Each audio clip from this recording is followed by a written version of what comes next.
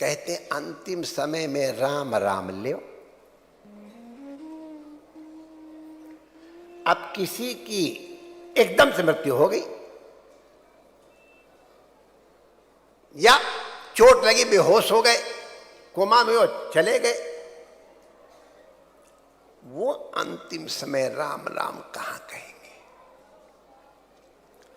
तो उसके लिए शास्त्रों में समाधान दिया है, जब तक तुमको शरीराध्यास है,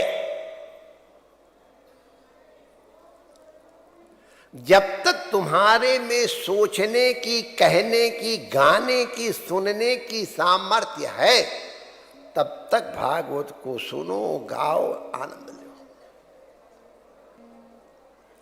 कोई सुना रहा, बैठ जा सुनने के लिए, अरे ये क्या बोलेगा? माय डियर, गधे से गधा। भैया क्षमा करना, कैसा भी भागवत का प्रवक्ता हो, श्रद्धा पूर्वक सुनो, निश्चित रूप से कुछ न कुछ अमृत मिलेगा। मैं बड़ी श्रद्धा पूर्वक इसलिए सुनता हूं। वो उस शब्द के लिए जरा क्षमा करना, कोई उसको कोट मत करना, लेकिन हमारा वैसे उसका तात्पर्य, वो हम संस्कृत के पढ़े लिखे लोग गधा का अर्थ और दूसरा भी निकाल देते हैं, जो धारण कर सकते हैं, गद व्यक्तायाम वाची से भी बना देंगे, तो इसलिए वो शब्द बढ़िया भी है। उसे हमारे व्याकरण के पंडित साहब लोग मेरे बड़े खुश हो रहे, वाह वाह महाराज जी ने हमारी बात कह दी। हाँ बिल्कुल कह दिया, लेकिन हमारा तात्पर्य वो नहीं था जाने। हमारा तात्पर्य था जिसको आप लोग ऐसा समझते उसके लिए, हम नहीं समझते। अगर हम उस तरह का समझते होते तो उनको साष्टांग दंडवत करके नीचे बैठ के सुनते क्यों?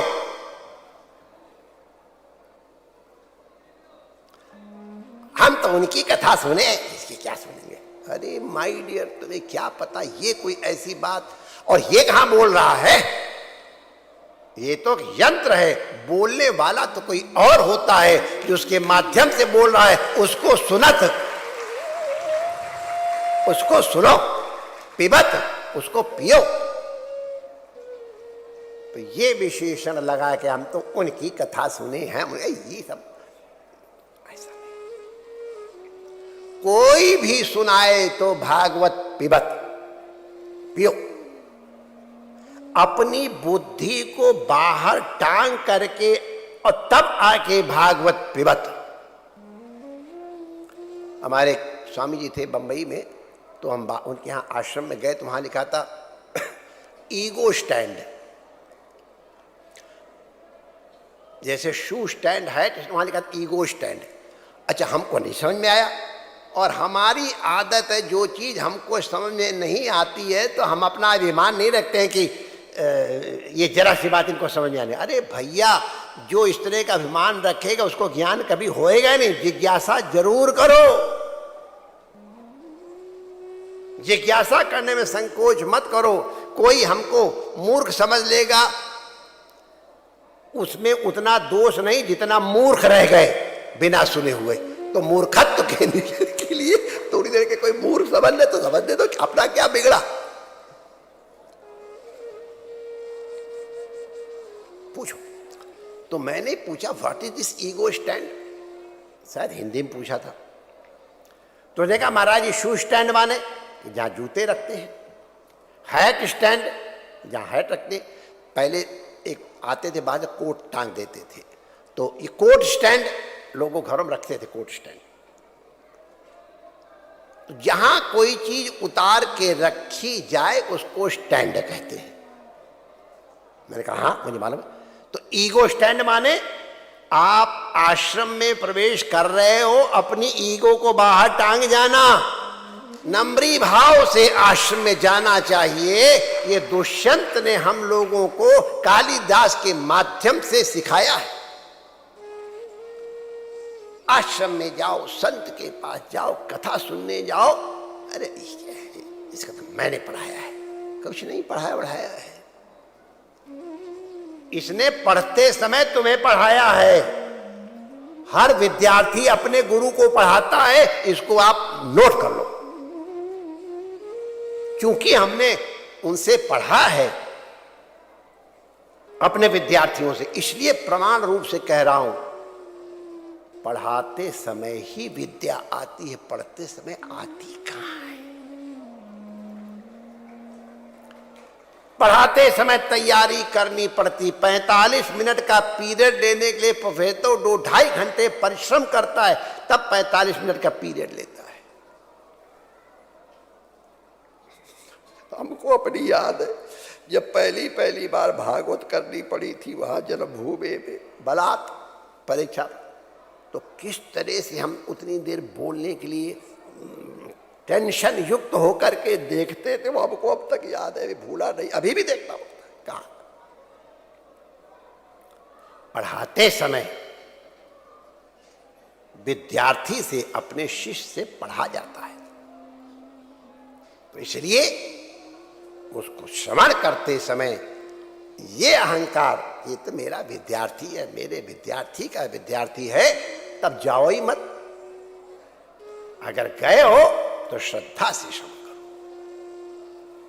श्रद्धा सौम्य सावधानतया शृणु, तो उसको पियो। कोई भी सुनाता हो तो सुनो, कोई सुनने वाला मिल जाए तो सुनाओ। कोई जरूरी है कि तुमको सब कुछ आता हो तभी सुनाओ? अरे जितना आता उतना सुनाओ। उतनी देर तो भगवान का नाम लीला मुंह से निकलेगी, सुनाओ। और न सुनने वाला मिले न सुनाने वाला, तो मनन करो, सोचो, चिंतन करो। आलयम पिबत, जब तक देहाध्यास रहे तब तक पिबत। भागवत से अलग मत हो जब तक कि तुम्हारे शरीर से तुम्हारी जीवात्मा अलग नहीं होती।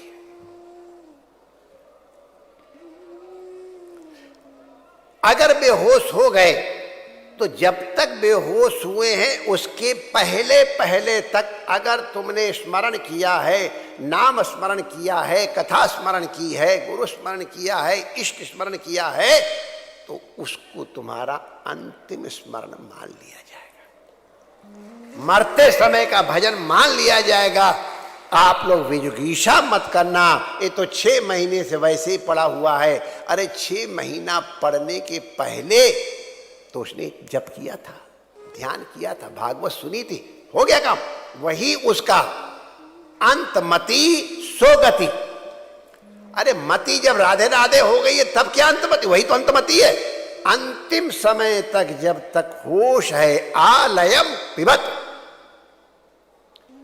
जब तक तुम्हारी मति सचेत मोह हो। बार बार सुनो, हमारे एक आज जने वो किसी पूछते कि ये बार बार क्या भागवत सुनते हैं? अरे एक बात सुन ली, पता चल गया, अब क्या बार बार भाग सुनो? अरे जितनी बार सुनोगे ना, क्षण क्षण यदि नवताम उपैति, जितनी बार सुनोगे, जितनी बार गुठली चाटोगे, यार उसका स्वाद तो जिसने गुठली चाटी है हमसे पूछो, हम बता देते हैं, बड़ा मजा आता है। और उसको कोई उच्चिष्ट भी नहीं कहता, बार बार गुठली को निकालो, फिर मुंह में डालो, फिर निकालो, वो डालो। अब पता नहीं आजकल के भाग्यशाली जनों को वो सुख है कि नहीं हमको मालूम नहीं है। ठीक है नहीं मामा से चलो एक तो है, काम चल जाएगा। लेकिन आम तो उसको कहते हैं, चुसौआ आम जिसको कहते हैं। और आप किसी वैद्य से पूछ लेना, वही रसमालय है, वही रसाल है। ये तो गुदाल है, वो तो रसाल वो है। जो आम का रसालत्व है वो उसमें है, और वही शरीर के लिए लाभदायक है, वो शरीर के लिए औषधि है। आम्रकल्प किया जाता है। तो रसमालयम रसमालय है, इसको पिबत। कब तक? जब तक गति न हो, जब तक मति साथ है तब तक मति को वही मतिम कृष्णे निवेशित। हमारी मति कृष्ण में लगी रहे।